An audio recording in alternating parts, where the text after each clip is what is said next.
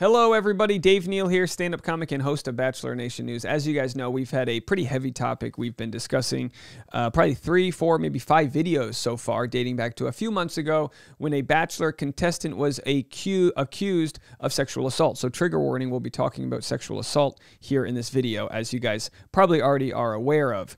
This story, the first accuser was an anonymous poster on Reddit that was, their identity was verified by the moderators of Reddit. It's important to know that the moderators are also anonymous. What you haven't seen is any credible journalist picking up this story, and I kind of understand why. It's a very nuclear conversation, and by nuclear I mean, you know, they're heavy accusations to put on someone, and we live in a time where we've promoted the idea of believing women, believing victims, believing survivors, whatever terminology people want to use. And not trying to sanitize the conversation is something I've been talking about a lot recently, where we want to be able to have these talks. Our culture's extremely litigious. We sue people for everything. And that's a good thing that you can sue someone for defamation or slander, but it requires a ton of proof that that's the case, especially if someone's like in the limelight, like our bachelor or bachelorette contestant is. Now, that's not to say I don't like unequivocally believe the story from the person who posted it. It's just part of the conversation to go, how do we get from the nuclear aspect of bringing up these allegations, and is that pushing away Bachelor alumni from commenting on this? Which is a big part of the story, is that everyone's going, well, no one's commenting on these things. Now, I've received tons of comments yesterday, all of them positive except for one. When I made my first video several months ago about the allegations that were presented, I tried to be as redundant as possible, that I want to operate where I believe the accuser and I also believe in somebody's innocence and their right to remain silent. And those things exist even though we're not in the court of law, the court of public opinion. People will make up their minds and decide who to support, who not to support, and basically work with their intuition. And that's your God-given right. That's the right to understand, all right, so-and-so got off, or so-and-so wasn't charged, or so-and-so didn't file a police report, but this accusation is full of a million descriptions in it, and it's other people have verified that these situations were happening at the university and all of this. That's good. That's what the intuition's for, because long before we had a justice system, people could only go with their gut feeling. Literal, like, hormones excreted in your pituitary glands. Do I have this right? I'm not a doctor. I don't know. That make you feel weird in the gut. And that makes you go, this isn't adding up right. I'm going to be on high alert. And that's how we survive. And we need to be able to have these conversations. But also, if somebody's innocent, they need to be able to pursue their path to, I don't know, vindication, which obviously with multiple accusations, a lot of PR companies are going to tell someone to just be quiet. And that's what we're seeing. That's what we're seeing right here. Comments on this post have been limited. So the accused has decided not to comment after leaving some comments a few nights ago calling the accusations fake, really, because they come from an anonymous Reddit source. And it begs the question. I don't know any moderators. I've had Bachelor alumni and other Bachelor commentators call me yesterday. I spoke for several hours with people on the phone, not trying to prove this story, but just trying to navigate with other people. How do we cover this? And this is a question that nobody has a perfect answer to, but how do we cover a situation where one person will have their life changed from something they did or didn't do, whereas we've also got to be as sympathetic and empathetic as possible to every single person that has had an assault committed onto them, and understand that they're being triggered by either a lack of justice or just by hearing the brave story from the accuser, right? So very difficult to have these conversations. And my thought like that no gossip rag or anything anyone's covering this is because this person's not famous enough for them to want to deal with the BS. That's my general thought. Obviously, if this was Anthony Cuomo or Biden or Trump or some political figure or someone bigger, than these stories, these rumors, and these anonymous accusations would have the light of day. But they go, you know what? We cover Bachelor Nation. This is BS. I'm not the story's not, but like people don't want to dip into their revenue stream to cover something so heavy like this. And I understand that. And for whatever reason, I decided, hey, I think these conversations are worth talking about. I think they're worth talking about, and that doesn't mean we need to condemn everyone and be the judge and jury. But at the same time, if it all comes down to like nuclear yeses and nos, right? Either we damn this guy to hell or we don't believe in victims. If those are our only two options, I don't like that game, right? I don't like that game whatsoever. So I made this thumbnail for this last video, and I did receive a comment from someone who's a friend of the man in question saying he's innocent. And of course, just because you're friends with someone doesn't mean you know if they did or did not do something. But they said, you know, people are going to Google his name and see thumbnails like this, and they're going to see trigger warnings on their face, and they're going to see this, and they're going to see that. And it led me to a moral conversation of how do you properly discuss somebody while also understanding that a major part of our of the journalistic business model is clickbait, titles, and short form content, short form information. So a lot of people might read this and go, whoa, what's going on here? I changed it. Anonymous Redditor shares her story and Joe responds. It's an anonymous Redditor. It doesn't mean the person hasn't been verified. They've been verified by another anonymous moderator. It doesn't mean it's not true. That's just what the story is. So trying to give this story as much sensitivity as possible requires a lot of talking, because I don't want someone to just look at this and get all the information. No, we made a 20-minute long video. There's a lot more to talk about than just this, right? So I shared my reading of the story and commenting on it, saying I believe the person, and at the same time I understand why people don't talk. I understand, you know, and people ask questions on Reddit, which I'm going to share. What's the path forward? What should somebody do if they are innocent or guilty? What should they do?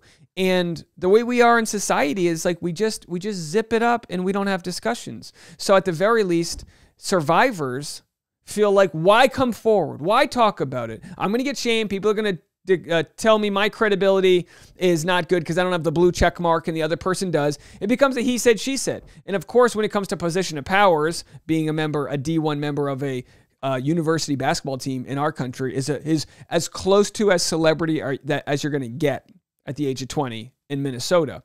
So people ask questions. Now, we finally have a Bachelor alumni commenting on it. The first person to comment on it was Elizabeth Corrigan, and she said, "I am in the habit of believing women." And it might be as simple as saying something like that without condemning him, someone who's innocent until proven guilty. You can also say, "I believe women." Now, this is where it got a little wild for me because Katie Thurston shared my thumbnail, and I feel like I owe it justice to discuss these types of things and be not neutral. I don't want to come off as neutral. I want to come off as understanding the complexities and the multi-dimensions to an accusation that's from, like 9 years ago. It doesn't make it any less real. I'm not saying that. But people go, what's the point? Well, the big point was to keep him, a fan favorite at the time, from going on Bachelor in Paradise and re-triggering more people. If, in some comments said, geez, the gall that he has to go on a show if he did this and not think that he's going to get called out by a bunch of people. Because other commentators that receive information about the show have received information for months about this guy. So Katie responds. So she's the first lead to talk about it. And a lot of people said, you know what? Kudos to Katie, who's lost 100,000 followers, and people have been, and if you don't want to, if you're worried about losing followers, you don't talk about religion, politics, accusations, Me Too movements, inverted nipples, because you're gonna get that 2%. You're gonna trigger people and left and right. Every single video I make about every single situation, I lose somebody. Oh, Dave, how could you? Oh, Dave, how, Dale's toes. It's just nonstop. There's gonna be people that get triggered by what you have to say. Now, the truth comes in the authenticity to say, look, I've built my channel on talking about issues that are tough to talk about. I'm not patting myself on the back for that.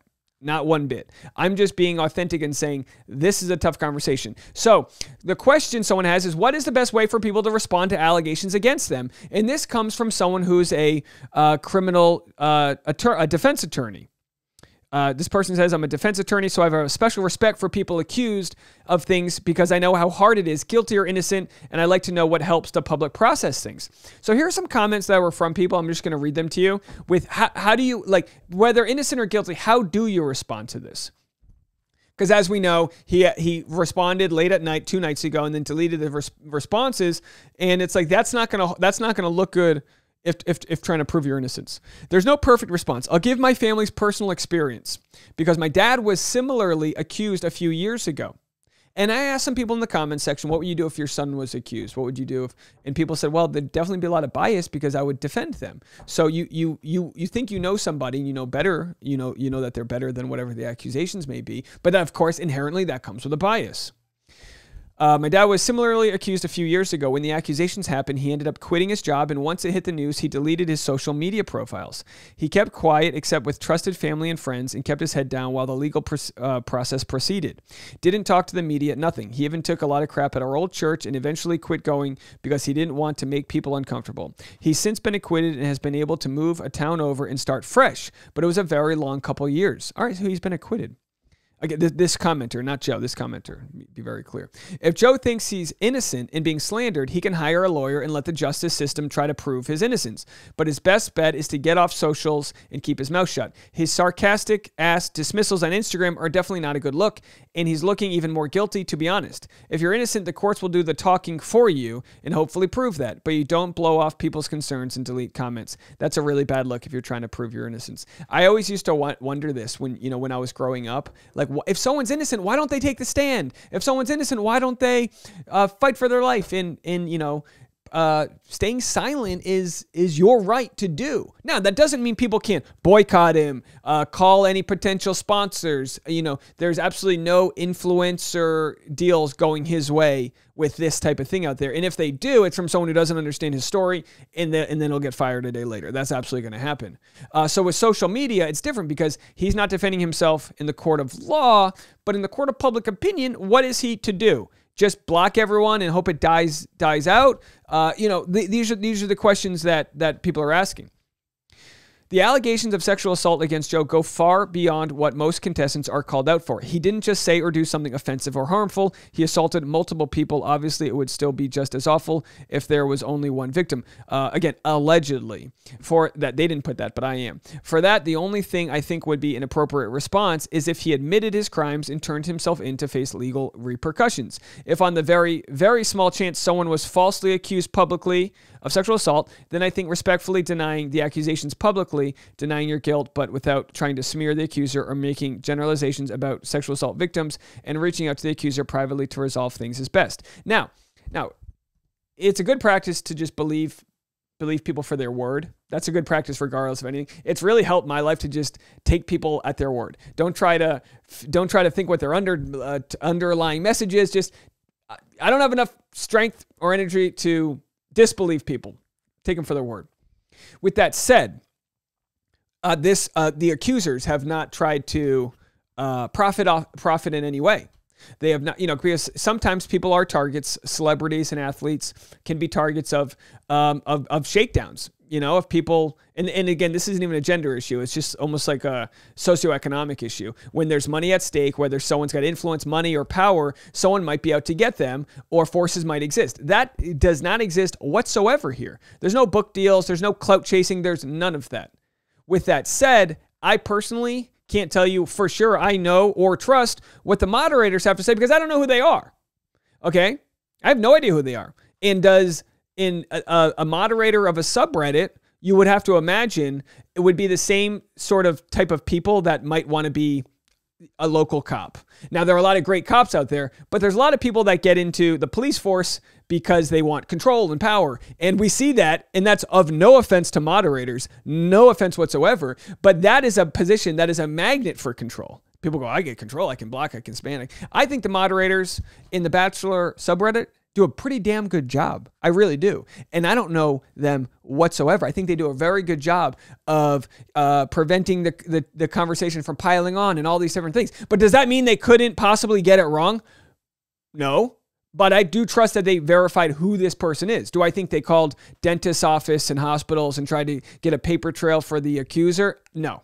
No, I don't think so. But I think that if someone were to make accusations as they did, as we read this from the other day, that it would be pretty easy to find out who that person was and see if they were lying or not. So I don't think someone would make such a detailed, descriptive accusation where they talk about their dental records. You know, they broke a molar. They talk about, they slipped on the ice and broke a molar that night. So they talked about getting dental work done. They talked about getting a rape kit at the hospital. These types of things. Now, obviously, HIPAA, laws, they're not going to just give this information away. But you would think that information exists out there. There is some sort of paper trail that exists. So, not that you should need that to be believed, but just to further the point that this is a very credible, on paper accusation. Now, I got this article from Barry Weiss, who has since, I believe, been fired by the New York Times, but this was from 3 years ago, at the height of the Me Too movement. It doesn't exactly apply here, but it's probably the closest article I could find that talks about what to do when you're anonymously accused, whether you're innocent or guilty. Now, the writer Stephen Elliott is suing Moira Donegan, the creator of the Media Men list. We'll get into this story. What do you do if you are accused of sexual misconduct and believe yourself to be innocent? If you're Brett Kavanaugh, you go nuclear. But if you're a progressive, and by the way, I mentioned this yesterday in conversation with someone, the accusations against Brett Kavanaugh were very credible, very credible. The accusations against Joe that we read yesterday seem to be a lot more credible, not to pit them against each other, but just as far as being able to have a paper trail, not a he said, she said type of thing, but being able to have a paper trail and people that you told at the time and all these different things. That's not to say that the accusations against Brett Kavanaugh weren't, but I'm just saying from like a legal aspect, which I don't have a degree in any of that whatsoever, I would look at that and go, oh, well, this seems to be that they've got the dentist, that they've got the hospital, that they've got the friends at the time that were told hysterically, phone records from 9 years ago, probably easier to find than what happened several decades ago. Okay. So again, that's nothing to say about the accuser from Brett Kavanaugh, who is very credible. If you do anything at all, put out a statement. Okay. So if you're a progressive man who sees himself as a feminist ally, the politically acceptable strategy is to keep quiet and lay low. If you do anything at all, put out a statement saying you support the Me Too movement, that it's an overdue and necessary corrective, and that you are taking some time for self-reflection. Spend some months ordering takeout and avoiding parties where everyone is whispering about what they think you did. Stephen Elliott, the founder of the left-wing website The Rumpus, followed that script. A year ago this month, his name appeared along with some 70 other anonymous sourced Google spreadsheets. So sort of similar in the fact that it was an anonymous accusation. It was called the Shitty Media Men List, and the accusations ranged in severity from weird lunch dates to rape. Rape is what Stephen Elliott was accused of. His entry, along with more than a dozen others on the list, was highlighted in red to denote physical violence. It read rape accusations, sexual harassment, coercion, unsolicited invitations to his apartment, a dude who snuck into Binders, a woman-only Facebook group.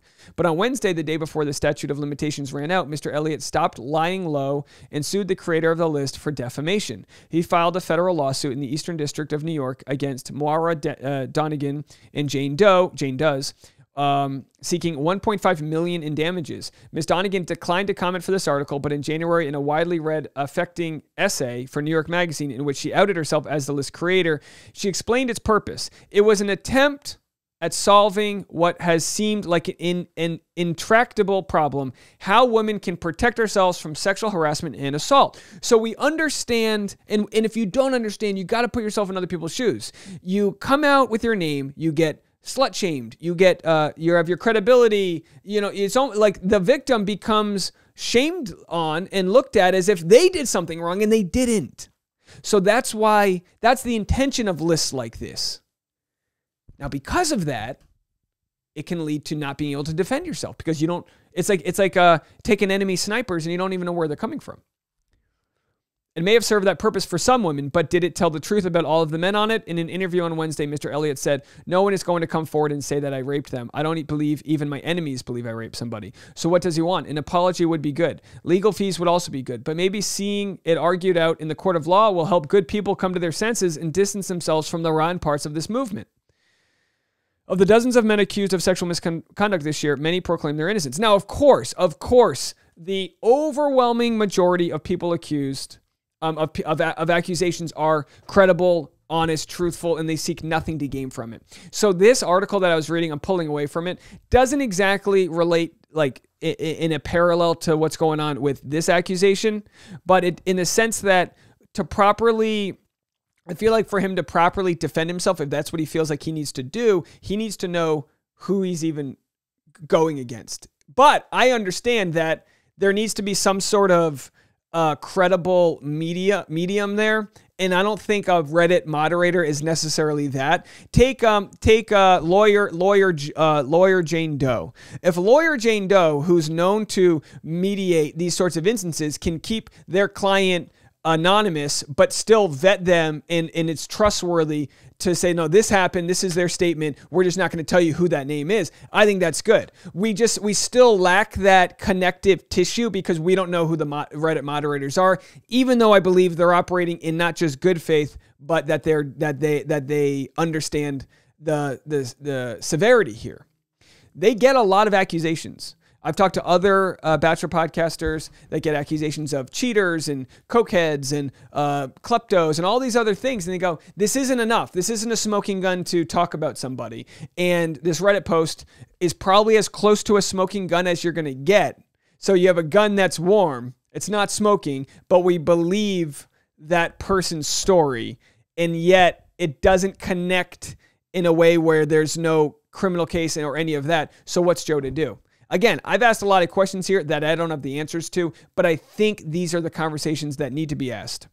I'll just read a couple of comments from my Patreon chat right now. Sorry, someone said, if someone feels like they have a sense of status, they can feel entitled and possibly not see the human in others. The entitled person may only focus on their own needs. In college, I had a step-family member attempt an assault. Did not speak up for many years because I did not think I would be listened to. Years later, I learned no one wanted to hear it. I'm sorry that you had to go with that, go through that. And so many people in the comments section have shared their stories. Someone else said, we have annual training at work for recognizing and reporting. More places need to provide training on rules of consent. And I think a lot of what we've seen with the Me Too movement is that there was like sort of a built up list of violations that went unaddressed for years. And one can hope, as we're raising our boys, our sons, our young men, our brothers, that we can move in a direction where that backlog goes down to a level that obviously we want it to go down to zero. We want everyone to feel protected and not have to deal with this. Absolutely. But if it was a stack up to here, like if it was unfettered wildness, unfettered, people not understanding, so many different aspects of what they're doing, it being wrong. How do we get that to a place where we minimize all the senseless issues that we've had to deal with? These are the questions we ask, and that's why we're talking about it. So for those that go, you're like, for those that have reached out to me that are friends with him and say, what are you doing? When you Google his name, this is going to show up. All I can say is, and again, this isn't a situation where it's like, well, you cast a large wake, you crack an egg to make an omelet. It's not that whatsoever. It's just that in the fear that the story's wrong, we can't be silent for all the people that haven't had their story be heard. I hope that makes sense. Let me know what you guys think. Please be respectful. And if anyone wants to call the voicemail line, you can 401-213-9828. I'll try to play your voicemails. Thank you guys so much.